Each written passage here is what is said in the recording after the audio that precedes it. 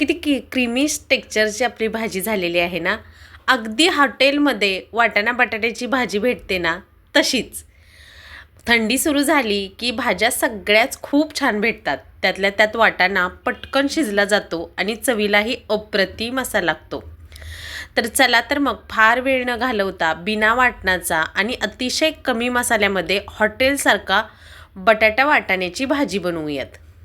त्यासाठी एक मोठी वाटी वाटाणे घेतलेले आहेत आणि एक मोठ्या आकाराचा बटाटा असा मीडियम आकाराचा कट करून घेतलेला आहे साल काढून. बटाटा पाण्यामध्ये घालून घेतला आणि वाटाणेही स्वच्छ धुण्यासाठी त्यात घालून बाजूला सगळं ठेवून दिलं. आता चॉपिंग बोर्डवरती 4 मिरे, 2 तेजपत्ते, एक मीडियम आकाराचा लालसर रंगाचा टोमॅटो, एक मीडियम आकाराचा कांदा आणि अद्रक लसूण घेतलेला आहे. हे सगळं बारीक कट करून घेतलेलं आहे. अजिबात वाटण करायची गरज नाही. बिना वाटणाची ही भाजी खूप रुचकर आणि टेस्टी होते. इथे सुक्या मसाल्यांमध्ये धनाजिरा पावडर थोडीशी, बेडगी मिरची पावडर अर्धा टीस्पून, थोडीशी हळद, जास्त हळद घालायची नाही या भाजीला, तिखटासाठीचं लाल तिखट अर्धा टीस्पून आणि गिरवीला थोडासा थिकनेस यावा म्हणून पनीर टिक्का मसाला घेतलेला आहे मी. ऑप्शनल आहे, नाही घातला तरीसुद्धा भाजी अगदी थिक आणि छान होते. काही काळजी करायची गरज नाही. शेंगदाण्याचं कूट अजिबात या भाजीला वापरायचं नाही. आता या ठिकाणी एक कढई कडकडीत गरम करून घ्यायची. यामध्ये एक पळी तेल, अर्धा टीस्पून जिरे, खड्या मसाल्यांमध्ये तुम्हाला आवडत असतील ते घाला. मी जिरे घातले, तेजपत्ता आणि मिरी घातली आहे. याचा फ्लेवर मला या भाजीसाठी फार छान वाटतो. आता घालायचा रफली चॉप करून घेतलेला एक मीडियम आकाराचा कांदा. हा कांदा चांगला लालसर होईपर्यंत भाजायचा, पण करपवायचा नाही, लक्षात राहू द्यात. फक्त लालसर होईपर्यंत भाजून घ्यायचा.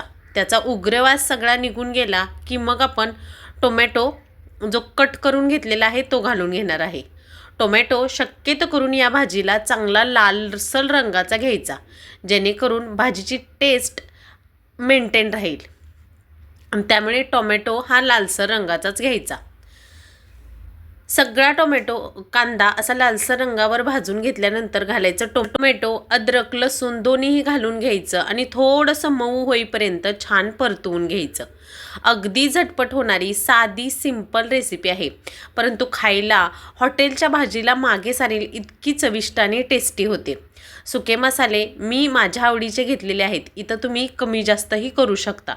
थोडासा क्रंचीनेस कांद्याला, टोमॅटोला, अद्रक लसूणला आला की लगेचच सुके मसाले ॲड करून घेऊयात आपण.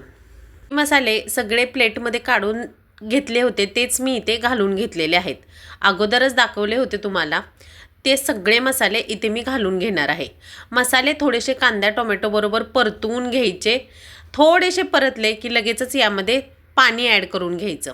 पाणी यासाठी कांदा, लसूण हे सगळं मऊसर आपल्याला शिजवून घ्यायचं आहे. हे सगळं मऊसर शिजलं ना की वाटणाची अजिबात याला गरज नाही आहे. या भाजीला बिना वाटणाची अगदी क्रीमी टेक्स्चरची भाजी तयार होते. त्यामुळे पाणी घालायला विसरायचं नाही. अगदी 2 टीस्पून इतकं पाणी ॲड करायचं आणि हे मिश्रण छान शिजवून घ्यायचं. 2 मिनटं एकसारखं हलवत छान असं हे मिश्रण कांदा टोमॅटो मऊ होईपर्यंत मी शिजवून घेतलं. आता घालूयात आपण जे वाटाणा बटाटा घेतलं होतं ते स्वच्छ धुवून यामध्ये घालून घ्यायचं. अगोदर वाटाणा बटाटा अजिबात शिजवून घ्यायची गरज नाही. इथेच पाण्याचा वापर करून वाटाणा बटाटा अगदी मऊसर शिजला जातो. किती छान रंग दिसतोय ना आपल्या भाजीचा. जेवढी भाजी दिसायला सुंदर आहे हॉटेलसारखी, तशीच खायलाही खूप छान लागते. सगळं मिक्स करून घ्यायचं. अगदी झटपट होणारी, तुम्हाला जर सकाळी डब्यासाठी बनवायची असेल तरीही 10 मिनटात तयार होणारी भाजी आहे. किंवा तुम्हाला जरी भाजी बनवून डब्याला घेऊन जायचं असेल सकाळच्या घाई गडबडीत, तरीसुद्धा 10 मिनटात ही भाजी रेडी होते. सगळा वाटाणा बटाटा यामध्ये घालून घ्यायचा, मिक्स करून घ्यायचं सगळं आणि पुरतं मीठ घालून घ्यायचं. पाणी घालायचं. आता पाणी किती घालायचं तर वाटाणा बटाट्याच्या वरती येईल इतकं घालायचं. म्हणजेच ही भाजी आपल्याला चपाती भाकरीसोबत अगदी आरामात खाता येईल. जर तुम्हाला गिरवीची भाजी हवी असेल, थोडा रस्सा हवा असेल तर पाण्याचं प्रमाण जास्त वाढवलं तरीही चालेल आणि छान अशी ही भाजी शिजवून घ्यायची.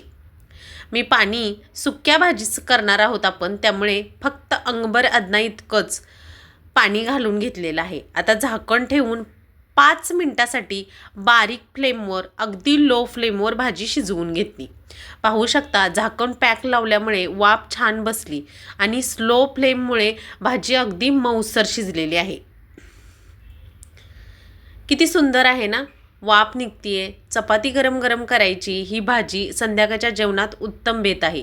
दुपारच्या जेवणात, संध्याकाळच्या जेवणात ही भाजी तुम्ही करू शकता. एक वाटाणाही तोडून दाखवला मी आणि बटाटाही अगदी मऊसर शिजलेला आहे.